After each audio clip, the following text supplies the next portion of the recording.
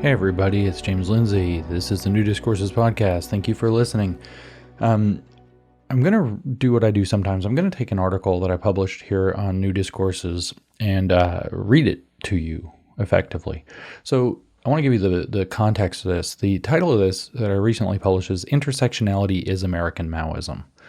And I think that's the correct assessment, kind of give you the history of why this, or the context for why this article got written. I got invited recently, and I'm not going to tell a bunch of the story. Maybe interesting, but I don't want to bog this down.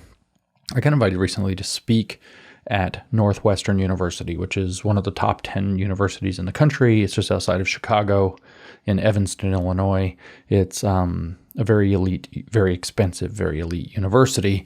And I got invited by the Young America's Foundation, YAF, to speak there, and the students were pissed, and they tried to do a protest. Well, they tried to just use crap that they found on me on the internet that's inaccurate and whatever, like my Wikipedia and my funny Southern Poverty Law Center profile, to try to get me canceled before the event, but that didn't work. So they showed up in large numbers protesting, which turns out that the student government paid for their protest materials if they wished to do so, and encouraged it, which is sort of scandalous, especially given what happened next. And then they protested, they yelled outside out the windows for a few minutes, then they started to kind of come in, some of them, there was security, which they complained about. They said, well, the student services fees paid for the security, but we didn't want the speaker to have security. We shouldn't have to pay for security for somebody we don't like. But the reason there has to be security is because they act that way. And so, whatever, standard leftist, circular, create the problem, use the problem to their advantage tactics. And so anyway, they slump in and they heckle me and kind of laugh at me and mock me and try to disrupt me. And I actually was not particularly professional and threw it back at them because I am me. And so that was fun and whatever. And they asked some impertinent and pertinent questions, sort of pertinent at the end. Not going to get into all that. And then it turns out the reason I said that it's interesting that the student government paid for this is the next day, the student government froze the funds of the other organization that sponsored the event, which was the Northwestern University College Republicans, accusing them of having created a harmful flyer for the speech because it shows a picture of the rainbow aviator sunglasses from the cover of Cynical Theories, and where the rainbow is on, they put the internationally recognized symbol for poison, which is a skull and crossbones of a particular design, on that. And so the idea was obviously that this is a poisonous ideology, but of course the woke see whatever is most useful to their vulnerable narcissism and threw this giant fit and said that they were suggesting the death of gay people. Never mind that the flyer was designed and put out by a gay man. Never mind. And obviously I'm super anti-LGBTQ, even though this same person was largely responsible for getting me invited, was extraordinarily welcoming and receiving me, was extraordinarily wonderful to be around, all around great guy. The woke are ridiculous. That's beside the point. So I don't normally give a talk like this. So they asked me to talk about intersectionality and its ideological dangers, and identity politics and its dangers. And so I wanted to write down my thoughts before I spoke, which I don't normally do, which I didn't use these as notes. I didn't read my speech. I just talked. But in the afternoon before I went and gave the speech, I wrote this down, especially because I realized going into this about 3 or 4 days before I went up to Evanston to speak, I realized I wanted to give an address to the woke students that would likely be present. Now, there's also no video recording of this because the university strictly prohibited. I don't know if it's just a general rule or if they didn't want my remarks associated with Northwestern on video, but Northwestern would not permit the recording of my remarks. If somebody took some illegal video or audio and has shared it, then maybe you can catch that, but I don't have any and there won't be any. So what I want to do is go through this, basically just read. I might add a little color, I can't help myself. But basically I just want to read what my intended remarks to the Northwestern audience were, if I could have delivered them the way that I wrote them down earlier in the day while I was thinking about it. And so it's an interesting essay as an essay on New Discourses because it was written as if I was writing a speech. But at any rate, I left out the thank you, welcoming kind of thing at the beginning. But I just said it isn't possible to discuss intersectionality without starting with Kimberly Crenshaw, who named it. Like with most woke Marxist ideas, though, intersectionality is recycled and repackaged more than once. Crenshaw is therefore the wrong person to talk about the issue, but she's a starting place. So I'm going to actually cut myself off here on the reading, and I'm going to give you the punchline so that you know where we're going. As the title says, intersectionality is American Maoism. I'm going to make the case historically that the proper place to look for the origination, or the origins, I should say, of woke intersectionality, as we hear about it today, is Mao Zedong, his identity politics, his program, and his Cultural Revolution. So all I want to get to is the point that intersectionality comes from Mao, not Crenshaw. Now, there are reasons to believe, by the way, just still parenthetically, that Crenshaw is knowingly a Maoist. For example, she edited the very famous, very large red book called Critical Race Theory, The Key Writings that Form the Movement. And I've been told quite credibly by a few different people now that that book is kind of tongue-in-cheek referenced as the Big Red Book, as kind of an homage to Mao's Little Red Book. But that aside, my argument essentially is that Crenshaw repackaged other ideas. Those ideas were repackaged from somewhere else, and those ideas are best traced back to Mao Zedong and his Cultural Revolution. So intersectionality is a program for effecting a cultural revolution, is the essence of my argument. So now you know where I'm going. So last sentence where I left off, Crenshaw is therefore the wrong person to talk about the issue, but she's a starting place. Intersectionality was first described by this cumbersome term in a paper by Crenshaw in 1989, wherein she likened the idea of occupying more than one, quote, position of sociocultural systemic oppression to being caught in an intersection of highways. Crenshaw argued that if you are, say, a black woman occupying at least two such positions of relational systemic oppression, then you might be hit by racism, a car coming down one road, or by sexism, a car coming down the other road, without even being able to be sure which one hit you. She also noted, though her colleague Patricia Hill Collins did it much more thoroughly, to be a black woman is also to face prejudice and discrimination, so systemic oppression of a unique sort, specific only to that intersected identity. That is, there are certain stereotypes of black women specifically, not because they are black or because they are women more generally, that could also be a source of their systemic oppression. So I'll go a little further. Patricia Collins actually develops that in Black feminist thought in the subsequent year, 1990 is when that was published, in tremendous detail. But Crenshaw actually makes the, I think, at least partly meritorious civil rights legal argument that it would be possible, at least in theory. She accused GM of doing this, General Motors Corporation. I don't know that her argument holds merit in the specific, but in theory, it is at least possible that you could be, let's say that you're a bigoted employer and you want to discriminate specifically against black women. You have no problem with black men and you have no problem with white women. So it's not men that you have, or blacks that you have a problem with, and it's not women that you have a problem with. It's black women specifically for whatever reason. So you could hire ample black men, say, as Crenshaw said, working in the factory floor at GM, that you can get by with any accusation under Title 6 or 7 or whichever one it is of racial discrimination. And you could hire ample, say, white women, maybe working as secretaries and managers and whatever else in the office,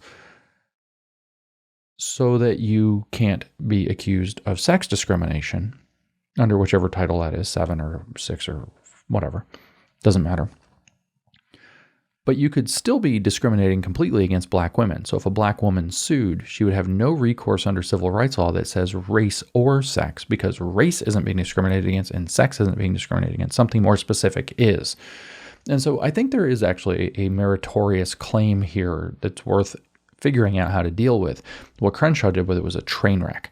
So that's much more specifically what she did in that particular paper, just to let you know. But to continue where I left off, I said by adding in the confusion of source, meaning not knowing if you were a victim of racism or sexism, to the fact of there being unique discrimination against you, or potentially. So by adding in the confusion of source, that means to occupy two systematically oppressed positions in society is to endure something like 4 times the capacity for oppression, creating something like a quadratic law of multiplying oppressions across the intersectional matrix of domination, as it is sometimes called. And I think Patricia Hill Collins is the one who originally gave it that name. I could go check these things, but it's not really important. The purpose of intersectionality as a doctrine is therefore to link the various forms of systemic oppression together into a kind of meta-system of domination. It is to insist that all forms of systemic oppression are interlinked, though not the same. Technically, intersectionality then is the dialectical synthesis of the various forms of systemic oppression described by critical identity politics, which I've called identity Marxism, into one overarching concept of how systemic oppression manifests and operates in society. So I did not elaborate in the essay. I want to elaborate on that, but not long. Intersectionality is a dialectical synthesis, and I did do this in the talk, so this is appropriate. So within, say, feminism, which is interested in sex as a topic, race becomes a contradictory element. And so when you are trying to synthesize opposites through the dialectic, what you end up is creating a synthetic amalgam, a synthesis of those diametrically opposed. So race becomes a contradiction within the unity of the otherwise, as they call it, white feminist movement. And similarly, in Black liberationism, there were actually genuinely patriarchal organizational hierarchical structures. And so feminism, the issue of sex, becomes a contradiction. And resolving those contradictions and comparing, what you end up when you start going across all of the identity politics dimensions, all of the kind of more granular intersecting identity issues, is a dialectical synthesis of all of the various forms of identity politics. Now, I didn't I did, figure out and explain this myself, but I didn't pull it out of thin air. In Critical Race Theory and Introduction, Richard Delgado explains this exact kind of dynamic where he says that what originally was CRT, which actually was incorporating race and feminism into kind of one admixture of critique, eventually started to splinter in things like Latin crit, Asian crit, etc. So more granular, so that it wasn't just race and sex. Now it's Asian specifically, and they're kind of more complex issues within race, and then Latinas specifically. And so you kind of can see this more granular vision of identity politics. And that paragraph, the reason I bring that up, that paragraph ends with the sentence, and so the dialectic progresses. So intersectionality is the dialectical synthesis of the various forms of systemic oppression described by critical identity politics or identity Marxism into one overarching concept of how systemic oppression manifests and operates in society.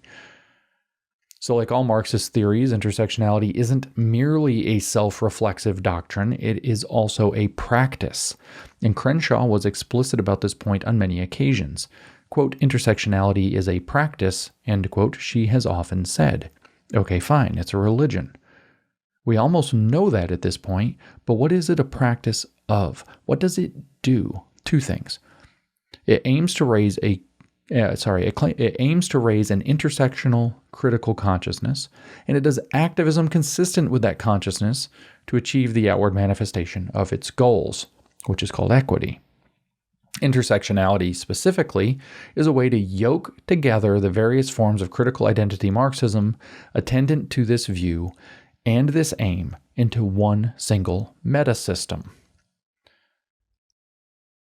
Critical consciousness is nothing more than understanding the world the way intersectionalists do.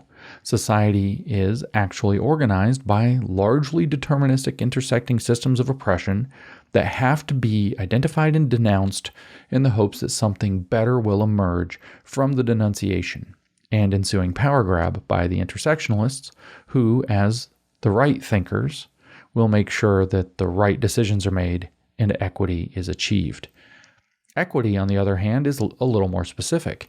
It is an administered socio-political economy in which shares are adjusted so that citizens are made equal. Let me say that again.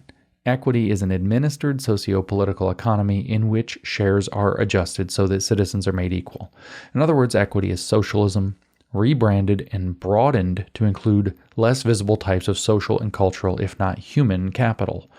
Intersectionality, then, is a cult religion that, quote, awakens, hence woke, that awakens people to this view of man. I messed this sentence up. I need to go fix that. That awakens people to this view of of man in the world and the attendant duties of consciousness. I think I fixed it. As it turns out, this model of reality is not just wrong, it's pernicious and divisive.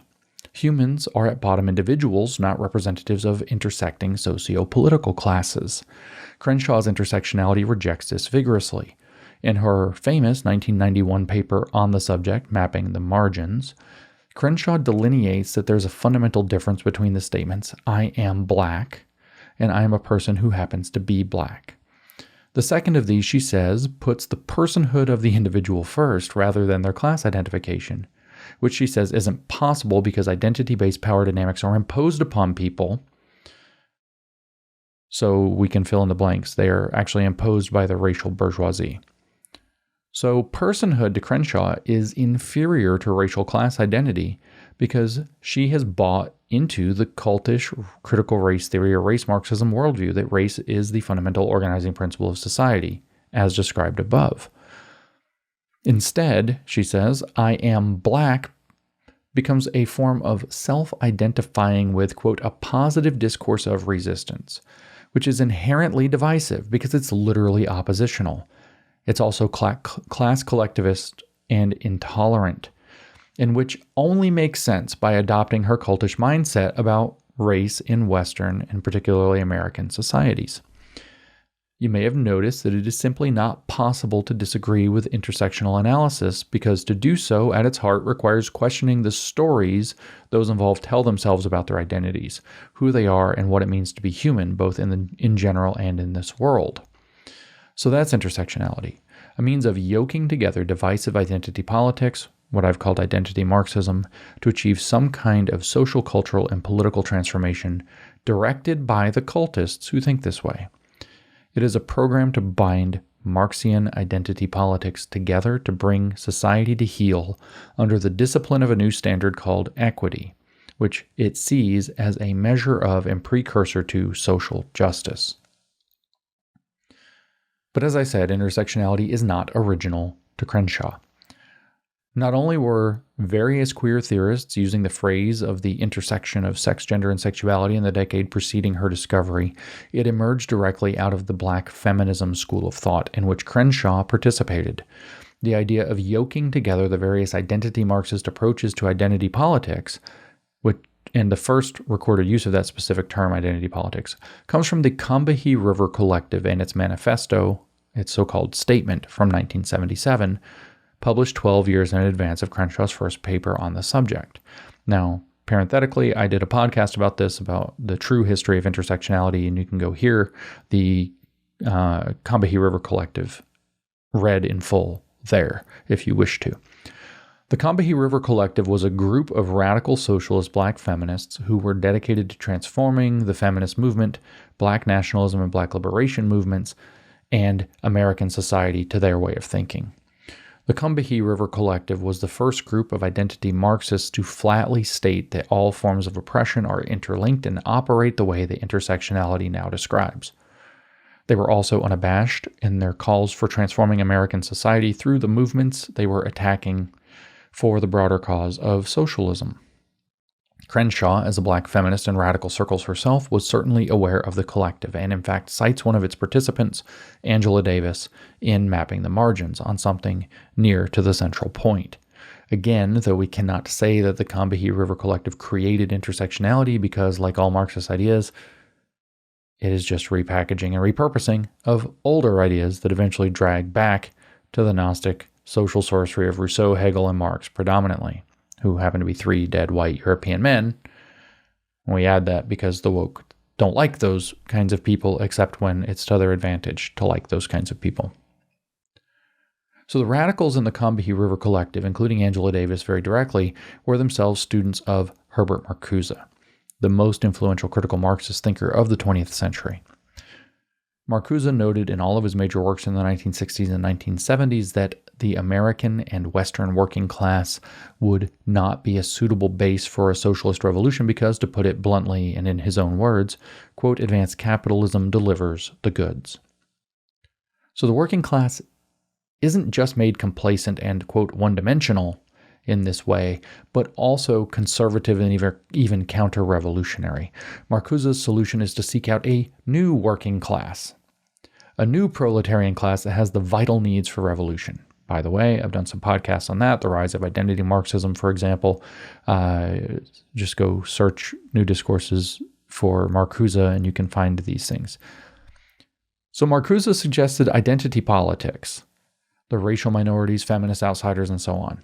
Identity Marxism, including the radicalism of the Combahee River Collective and the intersectionality of Kim Crenshaw, actually gets its start with Marcuse's radical suggestion to abandon class identity for other types of identity and to forge them together. Now, I'd be remiss to fail to remark, as I failed to remark in my talk, as it turns out, but meant to, I thought it and then forgot it, that the ministers of this mentality to the racial minorities, sexual minorities, feminists, and so on, in Marcuse's view, would be the college students. So this idea of creating a over but miseducated activist youth cadre that would then go out and teach the minority groups to feel aggrieved, to engage in grievance politics, specifically Marxist interpretations of their so-called concrete circumstances, was Marcuse's plan. And that's exactly what we see playing out today.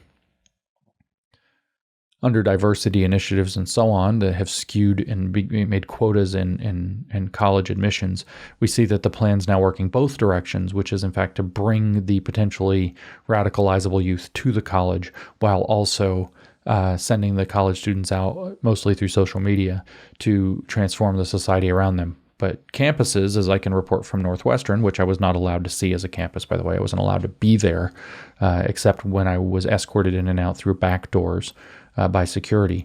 Northwestern is more or less completely, from the handful of students I had a chance to talk to about it, completely under the thumb of a handful of young terrorists who are effectively the Red Guard of the campus that make sure everybody is woke or keeps their mouths shut or their life is miserable.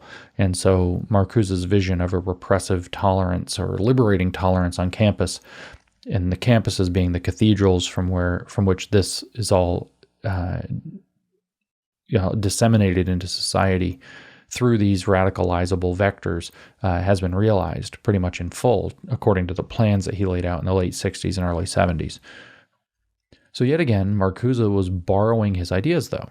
So Crenshaw didn't invent it. Crenshaw borrowed it from the Combahee River Collective. Combahee River Collective was just enacting Marcuse. Marcuse, however, borrowed these exact same identity politics, march into the institutions ideas from somebody else. So yet again, Marcuse was borrowing these ideas from another source, and I promise not to run this all the way back to Rousseau, Hegel, or even Marx. Marcuse was inspired by a communist who had a decidedly different tack than Joseph Stalin, whom Marcuse had come to distrust deeply. This character, who had been in turn deeply distrusted himself by Stalin, was running a grand cultural revolution at the time of Marcuse's writing, Mao Zedong's Cultural Revolution.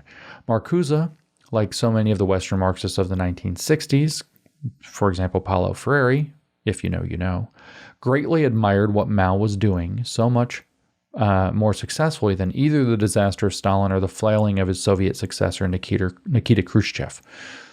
In the riots of 1968 and 1969, inspired largely by Marcuse's influence, the people chanted the 3 M's for a reason: Marx, Mao, Marcuse.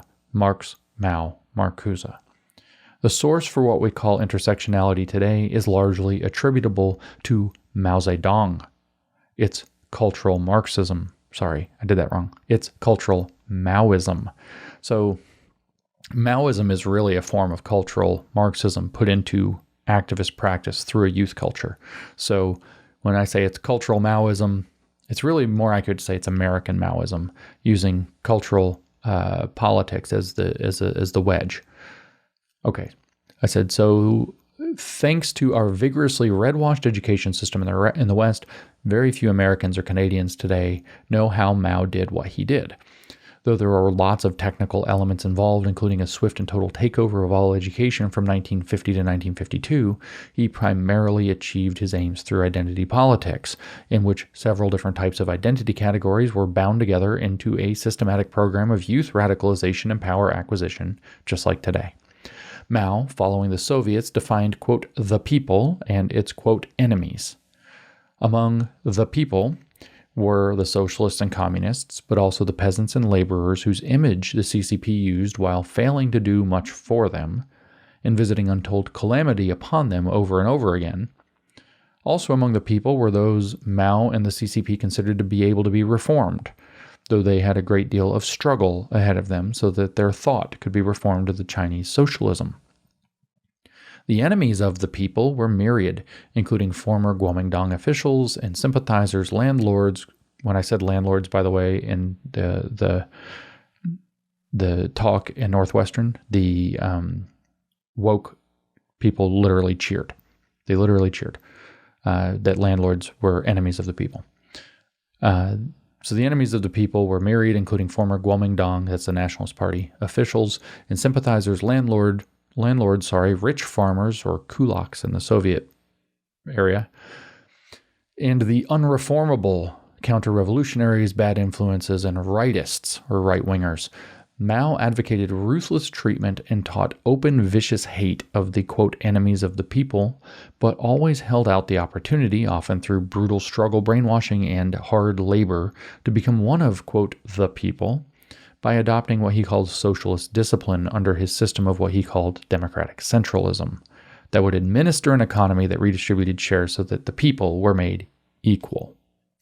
More specifically, Mao originally created 10 identities for people, 5 black, those were bad, and 5 red, and those were good and communist. People and their children, grandchildren, and further descendants and relatives were classified and handled according to this system. The idea was primarily to pressure youth given black identities to want to renounce and destroy the 4 olds of society and become Maoist revolutionaries. That would also include, by the way, their parents and their other teachers, etc. A variety of identity campaigns involving both carrots and sticks were employed in the process. Denounce your old ways of life and thinking publicly and repeatedly. Undergo criticism, self-criticism, and struggle, not to mention study. Denounce your father and family if they had the wrong kind of identity. Pledge your loyalty to Mao in the revolution. Help his revolutionary cadres and forces. Those kind of things could get you a ticket out of a black identity and into a red one, at least with enough thought reform. The goal Mao had was to enact the formula he claims he created in 1942, though it is probably a Soviet import. That program he called Unity, Criticism, Unity. Create the desire for unity, just like Biden's Democrats. When the people desire to have unity, show them how they are failing to live up to the standard unity demands, and do it through criticism. Get them to self-criticize, put them through humiliating struggle, teach them that they're racist and must become anti-racist, and would do so except that they lack racial humility and exhibit white fragility because they covet their own white privilege and the benefits it provides, for example. Exact confessions and apologies and promises to, quote, do better. Always hold out radical identities as a possible escape from some or all of the pressure, which never quite goes away. White and queer is still white. You need to do better. Only when they die to their old selves and are reborn on the side of the oppressed, to use Freire's language anyway, can they adopt unity, quote, on a new basis. That's Mao's language, which Mao called socialist discipline. Today, of course, under intersectionality, the program is the same. Straight, white, male, cis, blah, blah, blah, those are black identities. Ally, radical activist, change agent, queer, and all that, those are red identities. The goal isn't unity, it's inclusion and belonging. Those sound nicer. Those are unity on a new basis. The program is the same. Create a desire to belong, initiate a period of struggle, criticism, and self-criticism as a cult initiation and hazing ritual, and achieve unity under the new inclusive standard. Basically, what the idea of the criticism struggle part is to tell you that you're the reason, you're the problem. We would have unity, except some of you still have racist ideas. We would have unity, except some of you are still transphobic. So the The trans people here don't feel like they belong. They can't feel like they belong until you change your standard. You change your view. You need to do better. So that's the unity, criticism, unity model imported under the banners of belonging and inclusion that have run rampant and taken over our society. It's just Maoism, guys, with American new words and American identity categories. That's all it is. What this achieved, especially thanks to his thorough and early capture of the schools, turning them into revolutionary universities and high schools, was the creation of an extremely radical youth culture that didn't know any other standard than socialist discipline, some 16 years after Mao first claimed power. These were called the Red Guard, and they were selected only from the ranks of the Red identities. They had praise heaped upon them, they were celebrated and affirmed, and they were largely above the law in their rampant and destructive radicalism. They ransacked homes and temples, destroyed statues and art from the old culture, bullied, humiliated, and tortured wrong thinkers, sometimes to death, all with the blessings of Mao's police. They didn't last long, though. From 1966 to 1968, they ran a red terror through every corner of China, and Mao rode the wave of that terror to increasingly consolidated and unquestionable power. In 1967, halfway through, in 1967, the Red Guard did what Mao had most hoped they would do.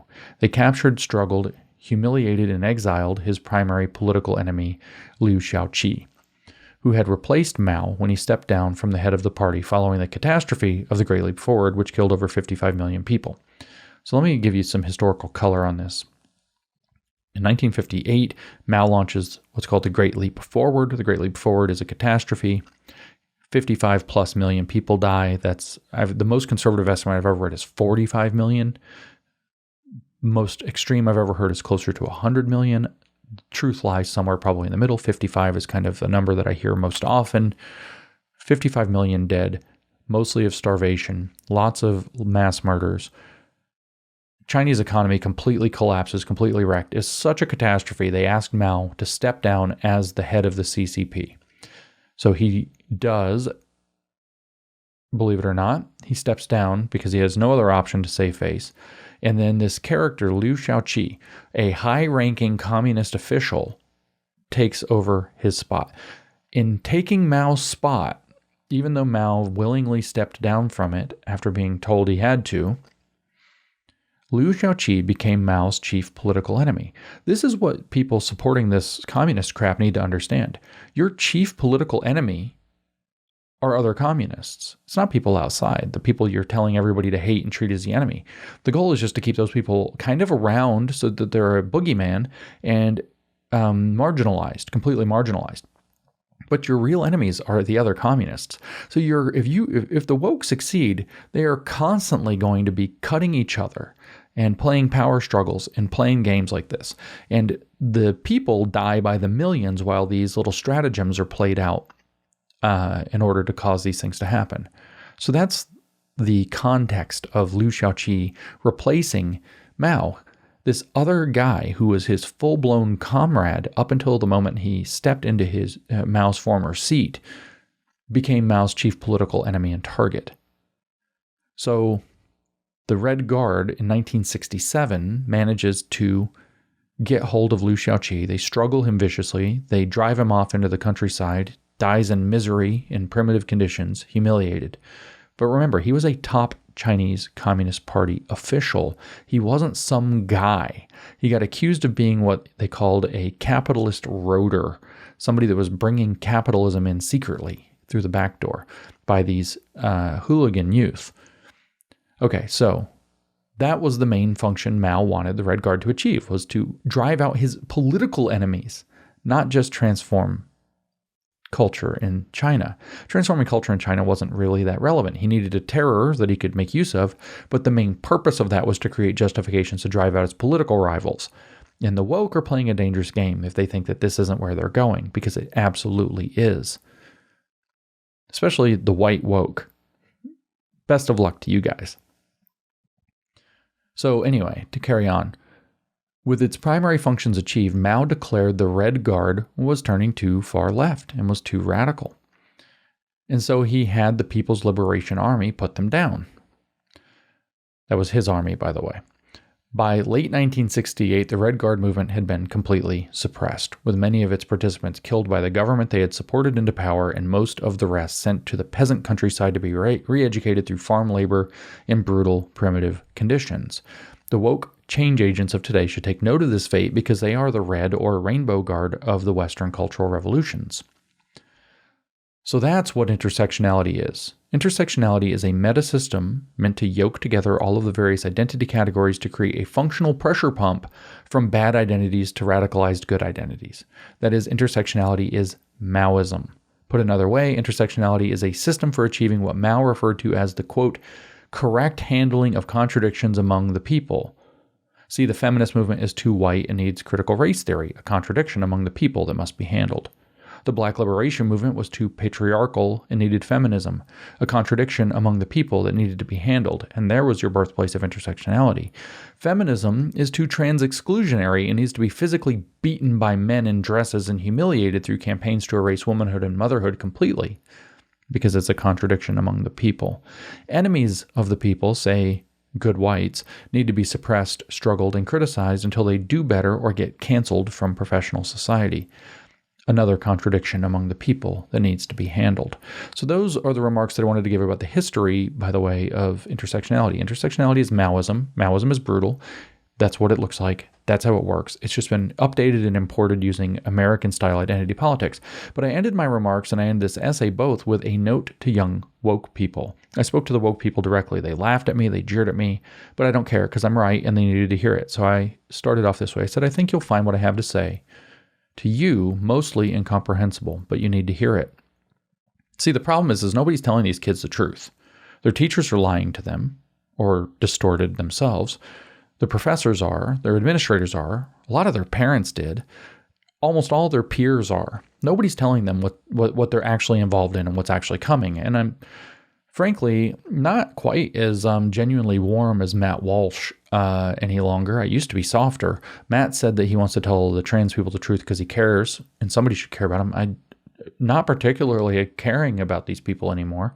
I would rather see them prosper and flourish and have better lives than what they're setting up. But there's like a dark part of me, honestly, that wouldn't mind to see them get what they think they want and kind of laugh before I get put down too. And so I'm only partly motivated by that. I just think people need to hear the truth. And so this is what I had to say to the woke people, put better than I could do it on the spot while I was getting jeered at and yelled at and booed and laughed at. By the way, I got the wokes to cheer for Mao. And it turns out, I found out later that there was maybe I shouldn't say this. I don't want anybody at Northwestern struggled for this. So I guess I won't say that part. So I'll leave that out. But I got them to cheer for Mao, and it was disgusting. And it was noticed that it was disgusting. So anyway, what I said is, this is what you are participating in, whether you know it or not. American Maoism. This is what your schools and universities and influencers are miseducating you and brainwashing you into. Western Maoism. Maoism with American characteristics. And this is what you need to know about where it goes. The whole philosophy is based upon the formulations of Hegel's vision for how to move history to its intended end, the right side of history. And what Hegel said about you, not it, you, is this. History uses people and then discards them. Let me say it again. Listen, woke people, your movement is this. History uses people, that's you, and then discards them. It's also the reactionaries. It uses both sides, by the way. It uses people to create clashes and conflicts that will be synthetically resolved. But the people are just cannon fodder for the movement of history. History uses people and then discards them. That's Hegel's view of people's role in the broader movement of history. And history kind of works like a deity that needs to be, it's sort of literally a very hermetic thing. We're not getting tangentialness, but the man's job is to have these conflicts and clashes so that he can complete history, at which point utopia arrives. By the way, Hegel was rather heretical, but he was a Christian theologian in this capacity. He was deeply heretical. Christians wouldn't recognize him, but he was actually a Christian theologian. So what you're actually participating in is a twisted Christian eschatology. But anyway, as a movement, back to the woke people, as a movement, woke believes itself to be the movement of history. The woke movement believes itself to be the movement of history. History is using you as a woke person to move itself. It will discard you. You know how everything in woke philosophy is so-called temporal and spatial and, most importantly, contingent? So are you. You are a contingency for the woke movement. You have your time until you don't. When you become useless or a hindrance to the movement of history, you will be discarded. Every Marxist and Hegelian movement in history has proceeded in this way, and this one will not be different, so I wish you luck with that. What you need to understand about the people you've been trained to see as your, quote, enemies, or transphobes, racists, fascists, homophobes, or whatever else it is, that most of the people you think are, is that they are not those things at all. You've been trained to hate, just like Mao trained his students to hate, allegedly in the name of stopping hate. These people you hate are by and large trying to warn you, not trying to uphold oppression. And now what you need to know about the people in the movement you're supporting, including your friends in this movement, is that you are less than disposable to them. Contingent barely covers it. The woke movement pretends to care about you, or worse, quote, people who look like you, but it does not. It is using you so its sociopathic fringe can gain power over society, using you as cannon fodder for their unconventional political warfare apparatus. Instead of living your life, growing, learning, preparing a future, you're doing activism for them, and they will discard you. Will discard you. You are worse than disposable to them once you get power. You're actually a problem. You're being trained by this movement to be a destabilizer. That's what all this disrupt and dismantle stuff is about. They need to disrupt the existing system to install a new one. Their intention is to establish a perfectly stable system with them, not most of you, on top of it. And people trained and brainwashed to be destabilizers are a problem in such a system. Mao said that himself too. He said that the handling of the people is different in the different phases of the revolution. First, you encourage and support the destabilizers, and then you crack down on them so that there's total stability under the new standard. The Red Guard were there one day, and they were gone the next. You are an asset today and will be a liability tomorrow. You will be discarded coldly and possibly violently. You need to make no mistake. This fate has awaited the change agents of every red revolution in history. Communist defectors have been trying to tell you for decades, longer than most of you even have been alive. It will not be different this time in anything except method. If you as wokes win, you surely lose. All but the most sociopathic and sycophantic of you, in which case you hollow yourselves out and sell your souls if you have one left by then, and become a true monster of history. All but that most sociopathic and sycophantic group will surely lose. If you don't believe me, let me ask you, do you see anything like woke identity politics in China today? Is China woke? Will it go woke? No. They already did that. That phase of their revolution is over. It is viciously suppressed there, and they laugh at you here in the West for your useful idiocy and call you Baisaw, white left. They know what you are and how misinformed and misguided you are. Their operatives attempt to stoke these fires and use you because you are strategically useful to their anti-American aims, which you may foolishly share. In China, however, they're openly encouraging patriarchy and masculinity. They're racially ruthless. They stamp out homosexuality. Why? They did intersectionality already, got what they wanted out of it, and discarded it and its change agents in favor of power. That's your future too. Look at the screen, scan your face, and smile for the government, and don't you dare signal in any way that you think anything you shouldn't be thinking. You have been falsely convinced that you're the protagonists in a vast morality play called, quote, the arc of history, and that you're, quote, bending it toward justice. You're, quote, on the right side of history, and that feels good. And it will, right up until the boot comes crashing down on your face. Then you'll realize it. You are bending the arc of history, of course, if we'll even indulge such a metaphor, but you're bending it straight into a 21st century gulag. Whatever those will look like in our increasingly Black Mirror society, you will be thought reformed or you will be discarded. So do you want to be its guard, Agent Smith? Would you like to be its administrator? Is it worth the sale of your soul? Some of you might aspire to such a demonic station in your lives, but most of you don't. And you'll be subjected to this instead, even as a student at an elite university. This corruption of you and your future is happening in place of your education, which is simultaneously being degraded in every meaningful sense of the word. You're not getting the education you could, or perhaps aren't getting a real education at all. And you're not learning to be informed, independent adults who can answer questions about reality and navigate it successfully. You're being taught that you have to defer to some kind of an expert to answer a question like, what is a woman? Meanwhile, you're getting degrees that are increasingly being seen as liabilities, not assets. Sorry, let me start that part again.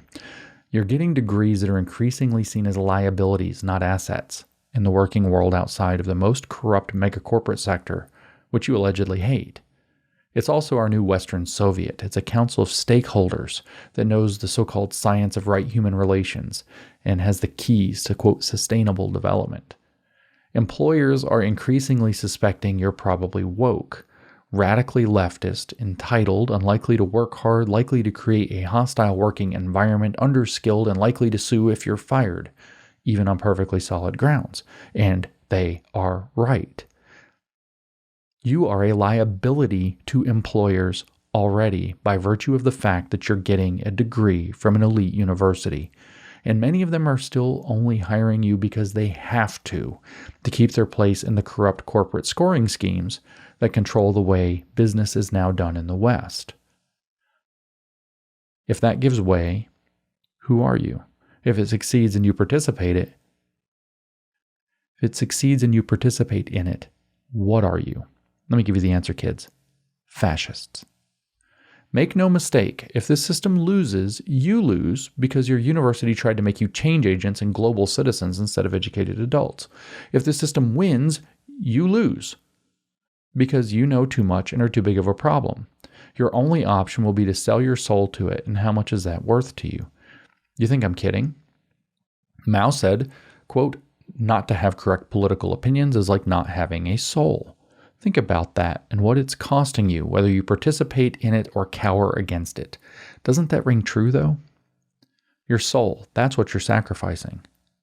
So, why you? Well, bad luck.